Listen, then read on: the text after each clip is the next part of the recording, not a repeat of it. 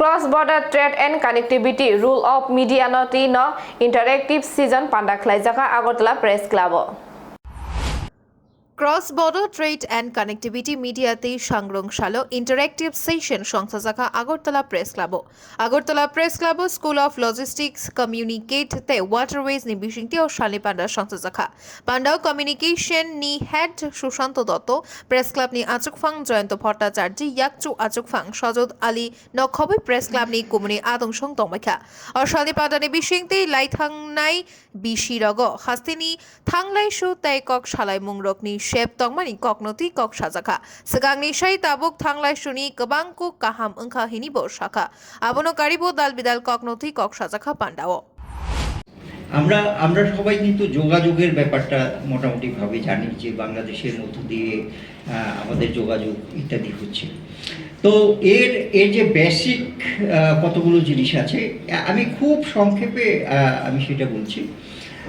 আসলে এই যোগাযোগ ইত্যাদি ব্যাপারে আমাদেরকে নতুন করে ভাবতে হচ্ছে এই কারণে যে সারা ভারতটা একসময় একটা ইন্টিগ্রেটেড ইকোনমি ছিল এবং একটা ইন্টিগ্রেটেড ইকোনমি একটা ইন্টিগ্রেটেড যে কমিউনিকেশন সিস্টেম সেটাকে সবসময় সাপোর্ট করেছিল। কিন্তু আমরা দেখলাম যে 1947 সালে যখন আমাদের দেশটা ভাগ হয়ে গেল তখন আমাদের যোগাযোগ ব্যবস্থাগুলো নষ্ট হয়ে গেল। হ্যাঁ, এবং আমাদের ওই যে একটা সুসংহত যে অর্থনৈতিক ব্যবস্থা ছিল সেটাও কিন্তু শেটার্ড হয়ে গেল, সেটাও ধ্বংস হয়ে গেল। কিন্তু আমরা দেখছি যে এই যে ত্রিপুরাতে এর ফলে কি হলো, প্রচুর লোক আমরা চলে এসেছি 1947 সালে। তখন আমরা এমন একটা ল্যান্ডলকড কন্ডিশনে ছিলাম যে একমাত্র আসাম আগরতলা রোড হয়ে যাওয়া ছাড়া আমাদের কোনো উপায়ান্তর ছিল। তো এখন আমরা যেটা একটা নতুনভাবে যে কথাটা আমরা বলার চেষ্টা করছি যে আমি ত্রিপুরার যোগাযোগ ব্যবস্থা বাংলাদেশের মধ্য দিয়ে কেমন ছিল সেই সম্পর্কে একটু ধারণা দেওয়ার চেষ্টা করছি। এই কারণে যে আমরা জানি যে ত্রিপুরা রাজ্যের ভেতরে যে যোগাযোগ ব্যবস্থা আগে ছিল খুবই অনুন্নত ছিল। এর কারণ হচ্ছে যে আমাদের রাজ্যে 3 দিক দিয়ে বাংলাদেশ দিয়ে ঘেরা, মানে তখনকার যে পূর্ববঙ্গ সেটা দিয়ে ঘেরা। তো একসময় কি হতো, আমরা যদি ধর্মনগর থেকে আগরতলায় আসতে চাইতাম তাহলে বাংলাদেশের সিলেটে কুলাউড়া নামে একটা স্টেশন আছে।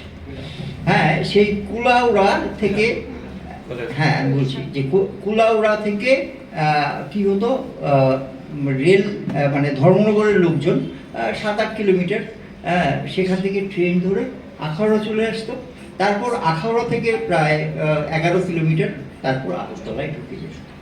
তাহলে আমরা ধর্মনগরের মানুষ আমরা গিয়ে ট্রেন ধরতাম তখনকার পূর্ববঙ্গের কুলাউড়া স্টেশন। আবার ঠিক একইভাবে কৈলাসহরের যারা ছিল তারা যে আগরতলায় আসতো, তো কৈলাসহর থেকে 6 কিলোমিটার দূরে একটা রেল স্টেশন আছে, এটার নাম হচ্ছে শমশেরনগর। এই শমশেরনগর রেল ধরে আখাউড়া চলে যেত বা বিলোনিয়া চলে যেত বা কুমিল্লায় চলে যেত। তো যারা কুমিল্লায় যেত তারা সোনামুড়া ঢুকে যেত। হ্যাঁ, যারা ফেনী হয়ে বিলোনিয়াতে আসতো তারা বিলোনিয়া শহরেই এসে নামতো। হ্যাঁ, এইরকম একটা ব্যবস্থা ছিল। কিন্তু সেই ব্যবস্থাগুলো কিন্তু 1947 সালের পরেও চালু ছিল, 2 দেশ হওয়া সত্ত্বেও ভারত পাকিস্তান।